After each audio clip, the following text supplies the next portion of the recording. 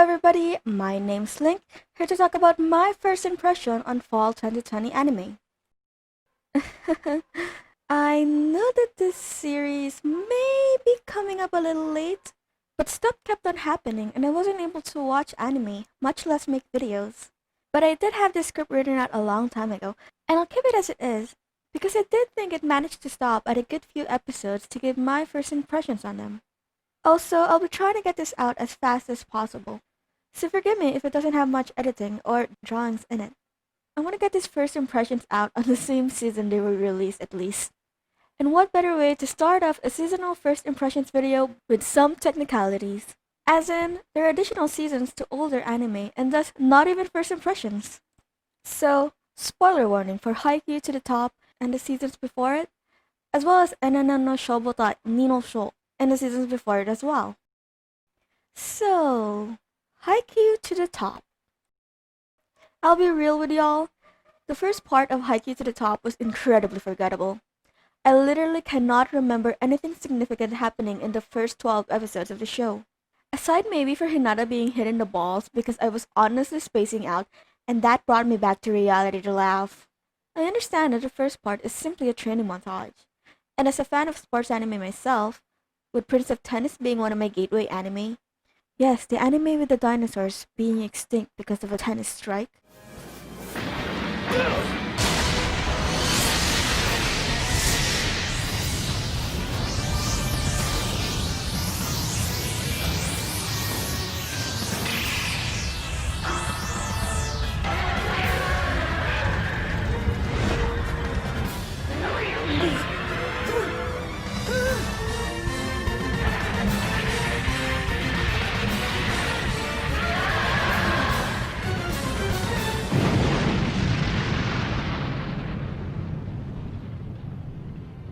Training arcs are about 50% of the enjoyment factor in the show, as you can see them grow emotionally and physically with them possibly creating new moves or to just better their already obtained crafts. But the first part's training arc didn't even give much in the way of a breakthrough or a cool new tactic. For Hinata, he learned how to anticipate and receive a ball. Yippee! I know this is anime, but I cannot suspend my disbelief enough to believe that after all 3 seasons, and all this talk about working hard and his amazing growth, in addition to beating some pretty powerhouse schools, that Hinata literally cannot receive a ball.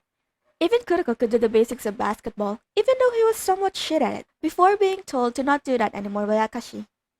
As for Kageyama, who should have had more of a growth and improvement with the training with the professionals, but everyone's just saying that he's more precise or that he's calmer, which, in all honesty, I do not even see. But at the same time, I thought being precise and accurate was the strength of his entire character. That what makes him a cut above the rest and a good playmaker was because of his awareness of his teammates on the court. I'd wager a guess that they probably didn't want to be gone this long, and that the pandemic cut them off at the lowest point of their interest curve. But the whole first part felt like an excessively long character intro. I know that the hardcore Haikyuu fans say that the best part of the story is how that it fleshes out even the rival teams to the point where fans just can't help but root for them too. And maybe it would have turned out differently if it was going all the way, but as it is now, I cannot for the life of me remember what happened in part 1. Nor did the character teasers really give off much anything to anticipate. Though I am weak to the Inarizaki twins, because I love twin characters and their school motive is a fox, so I am biased. I really do think that the story should have ended at season 3. Storytelling-wise and visually, it was the most hype the series got. But also logically, the opponents were an all-time high.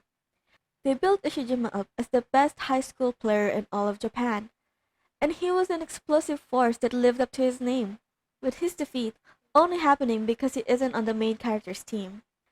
And the fact that he lost and there were still enemies after him that don't even have the same pedigree as him kind of feels underwhelming when you know that the team has faced a bigger force than them. It does feel to me like they're only going on because of the promise for Karasuno and Negama to have an official match. And all this build-up is just fluff. But those are my personal opinion, so I'll keep it to myself or else the fans will be out for my neck. Oops!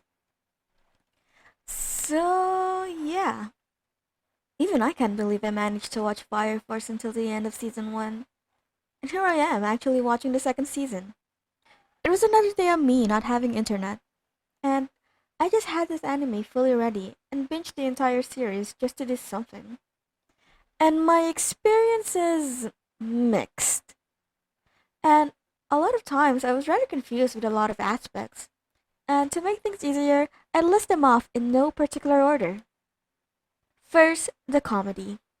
I know it might seem weird, but when I found out that this story was from the same person who made Soul Eater, the first thing I was excited about was to bust my lungs laughing.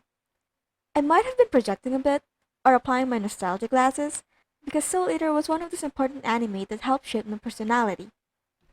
Or, more specifically, my love for dumbass humor. Once again, I remind people that I am Jared.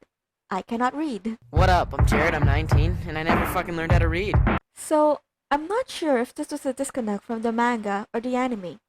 Like, was the Fire Force manga as hilarious as Soul Eater and the adaptation really failed in getting it across? Or was the manga just as offbeat with its humor and jokes? Like, even Soul Eater had its fair share of lewd jokes, but god, the shots of Tamaki were neither sexy nor funny.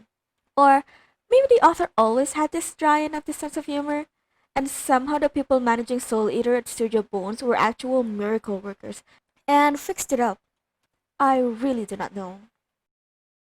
The characters have been mostly a miss for me. For example, Shinra had been a pretty basic dude. His unique quirk of having that devilish smile whenever he feels tense or scared was pretty okay, and works well to differentiate him from the other characters. Only, as the series goes on, he gradually loses that quirk of his. It's used to signify Shinra's growth and how he's slowly healing from his trauma. But without it, he just isn't standing out, since his pretty basic hero personality becomes as bland as the others. In the end, his entire character devolved into him being a pillar. I'm guessing the intent was to give us a blank and empathetic character to serve as our eyes to experience the world they're in. And the others for me don't fare any better. Arthur exists as an ex machina at this point. Tamaki exists to test my patience. Maki is there for more lame jokes.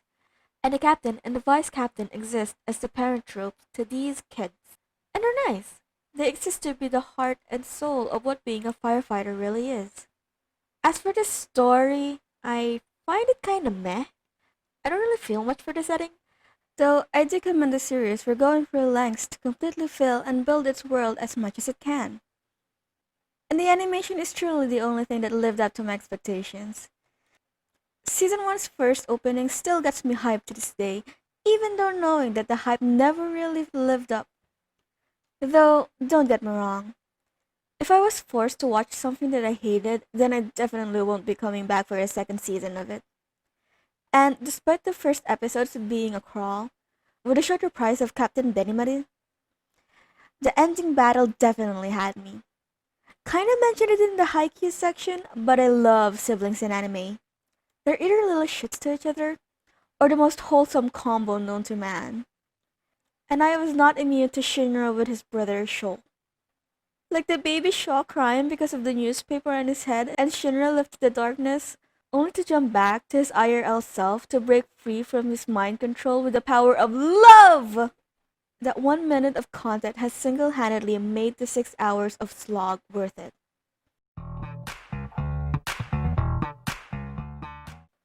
The shows have definitely fallen into the have invested too much time into the shows to quit now category. I'm not someone to easily shut the door on something. I'll welcome any new twist and element it can throw to make it fun and enjoyable again. And with my experience with Fire Force's show, then let's be real, it won't take a lot to win back my interest. For Haikyuu to the top, it really does feel like it's on its last stretch. I don't have much expectations for it anymore, aside for it to just do what it sets out to do. Win the championship with the power of friendship, or not, depends on their mood. And with the manga having ended, they can go all the way and animate the very last arc of it. And for NNN no Shobotai, Shaw! Shaw! Shaw! Give me my baby back!